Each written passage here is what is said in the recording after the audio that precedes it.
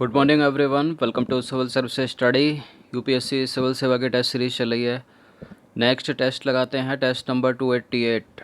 ये पार्ट 2 है जो मुग़ल प्रशासन से संबंधित एमसीक्यू चल रहा है उसका। चलिए स्टार्ट करते हैं। तो क्वेश्चन नंबर 1 है, मुग़ल कालीन मनसबदारी व्यवस्था के संदर्भ में कुछ स्टेटमेंट है, यहाँ पर बताना कि इनमें से कौन सा करेक्ट है। देखिए, मनसबदार अपना वेतन राजस्व एकत्रित करने वाली भूमि के रूप में पाते थे, जिन्हें जागीर कहते थे। मनसबदार इक्तादारों की तरह ही जागीर पर आश्रित रहते थे एवं उन पर प्रशासन करते थे। तो पहला तो करेक्ट है, दूसरा इनकरेक्ट है, तो केवल एक हो जाएगा इसका आंसर। तो देखिए, कथन एक सही है। मनसबदार अपना वेतन राजस्व एकत्रित करने वाली भूमि के रूप में पाते थे, जिन्हें जागीर कहते थे। कथन दो सही नहीं है, क्योंकि मनसबदार इक्तादारों की तरह अपनी जागीरों पर आश्रित नहीं रहते थे और ना ही उन पर प्रशासन करते थे। उनके पास अपनी जागीरों से केवल राजस्व एकत्रित करने का अधिकार था। यह राजस्व उनके नौकर उनके लिए एकत्रित करते थे, जबकि वे स्वयं किसी अन्य भाग में सेवारत रहते थे। क्वेश्चन नंबर 2 है, निम्न कथन और कारण पर विचार कीजिए। व्याख्या करेगा तो ये होगा, दोनों करेक्ट होंगे। व्याख्या नहीं करेगा तो ये होगा। इन दोनों में से यदि कोई गलत होगा तो इनमें से उत्तर दिया जाएगा। तो कथन क्या कहता है? कथन कहता है कि अकबर ने अपने शासनकाल में जागीरों का बड़ी सावधानी पूर्वक आकलन किया। इसका कारण क्या है? ताकि इन जागीरों का राजस्व मनसबदारों के वेतन के तकरीबन बराबर रहे। बिल्कुल, देखिए, कथन तो सही है और इसका कारण भी ये सही है। व्याख्या भी करता है, दोनों करेक्ट हैं। व्याख्या करता है तो ये हो जाएगा इसका उत्तर।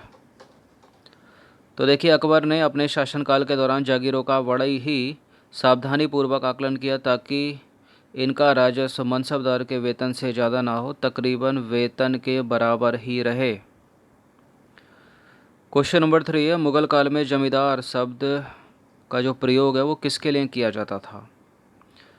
किसी ग्राम के मुखिया के लिए जो राजस्व एकत्रित करता था, किसी क्षेत्र के स्थानीय सरदार के लिए जो राजस्व इकट्ठा करता था, दोनों के लिए, या फिर इनमें से किसी के लिए भी नहीं? देखिए, मुग़ल कालीन व्यवस्था में जो जमींदार था वो गांव का मुखिया जो राजस्व एकत्रित करता था भी, इसके लिए भी, और किसी क्षेत्र विशेष का स्थानीय सरदार जो राजस्व इकट्ठा करता हो या एकत्रित करता हो, इन दोनों के लिए कहा जाता था। किसी क्षेत्र का स्थानीय सरदार भी, किसी गांव का मुखिया भी। तो दोनों के दोनों के लिए कहा जाता था, तो इसका आंसर हो जाएगा ए और बी दोनों।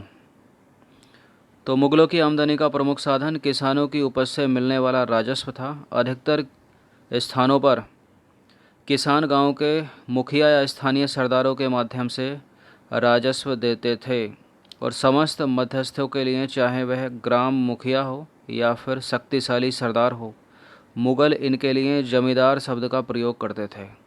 तो मुग़लकालीन व्यवस्था में गांव का मुखिया भी जमींदार है और कोई शक्तिशाली सरदार किसी स्थानीय क्षेत्र विशेष का, वो भी जमींदार ही है जो राजस्व इकट्ठा करे। कथन और कारण के संदर्भ में एक और प्रश्न आ गया है। कथन कहता है औरंगजेब के शासनकाल में जागीरों से प्राप्त होने वाला राजस्व मनसबदार के वेतन से बहुत कम होता था। कारण क्या है इसका? औरंगजेब के शासनकाल में विभिन्न क्षेत्रों में उत्पादन की कमी हुई तथा मिलने वाले राजस्व में भी गिरावट हुई। देखिए, कथन तो करेक्ट है यहाँ पर। औरंगजेब के शासनकाल में जागीरों से प्राप्त होने वाला राजस्व मनसबदार के वेतन से बहुत ही कम था। लेकिन दूसरा वाला गलत है कि इसके शासनकाल में विभिन्न क्षेत्रों में उत्पादन में कमी हुई, ये गलत है। और राजस्व में भी गिरावट नहीं हुई थी। तो कथन तो सही है, लेकिन कारण इसका गलत है। सी हो जाएगा इसका आंसर। तो कथन सही है किंतु कारण गलत है। औरंगजेब के शासनकाल में जागीरों से प्राप्त होने वाला राजस्व मनसबदार के वेतन से बहुत कम होता था, जिसका कारण मनसबदारों की संख्या में अत्यधिक वृद्धि थी। इस कारण उन्हें जागीर मिलने से पहले लंबा इंतजार रखना पड़ता था तथा जागीरों की संख्या में भी कमी हो गई। क्वेश्चन नंबर 5 है, निम्नलिखित में से कौन सा जो है वो असत्य है, मतलब गलत है? अबुल फजल ने अकबर के शासनकाल का इतिहास 3 जिल्दों में लिखा और इसका शीर्षक अकबरनामा रखा। अब 3 जिल्द हो गई, पहली जिल्द में अकबर के पूर्वजों का बयान है, दूसरी जिल्द आईने अकबरी है। उपरोक्त सभी सही हैं, मतलब कोई गलती नहीं है इनमें। देखिए एक तो गलत है इसमें, एक तो इनकरेक्ट है। अबुल फजल ने अकबर के शासनकाल का इतिहास जो है वो 3 जिल्दों में लिखा है और इसका शीर्षक अकबरनामा रखा गया। पहली जो जिल्द है वो अकबर के पूर्वजों का बयान है, उसमें जो तीसरी जिल्द है उसमें आईने अकबरी है, दूसरी जिल्द में नहीं है, तो गलत है ये वाला, सी हो जाएगा इसका आंसर। तो देखिए अबुल फजल ने अकबर के शासनकाल का जो इतिहास है 3 जिल्दों में लिखा और इसका शीर्षक अकबरनामा रखा। जो पहली जिल्द है उसमें अकबर के पूर्वजों का बयान है, जो दूसरी जिल्द है उसमें अकबर के शासनकाल की घटनाओं का विवरण है वो, और जो तीसरी जिल्द है उसमें है आईने अकबरी, याद रखिएगा इसको। इससे अकबर के प्रशासन घराने, सेना, राजस्व और साम्राज्य के भूगोल के बारे में जानकारी मिलती है। क्वेश्चन नंबर 6 है, मुगल काल से संबंधित विभिन्न विभागों एवं पदाधिकारियों के संबंध में सूची 1 को सूची 2 के साथ सम्मिलित करना है। सूची 1 में प्रांतों के प्रशासक, बी में है प्रांतों के वित्तीय अधिकारी, सी में सैनिक वेतनाधिकारी, डी में सेना नायक। इनको क्या क्या कहते थे मुगल काल में, इनका मिलान कर दीजिए। तो देखिए फौजदार कौन हो सकता है, सेना नायक, सेना वेतनाधिकारी हो सकता है क्या, नहीं, तो फौजदार को मिला देते हैं हम डी का 2, डी के 2 में तो देखिए सारे हैं। फिर कैसे होगा, प्रांतों के प्रशासक कौन होंगे, प्रांतों के प्रशासक मिलाएं सूबेदार, और प्रांतों के वित्तीय अधिकारी कौन हो गए, दीवान, प्रांतों के वित्तीय अधिकारी दीवान हो गए। सैनिक वेतनाधिकारी कौन हो गया, सैनिक वेतनाधिकारी हो गया बख्शी, कौन हो गया, बख्शी।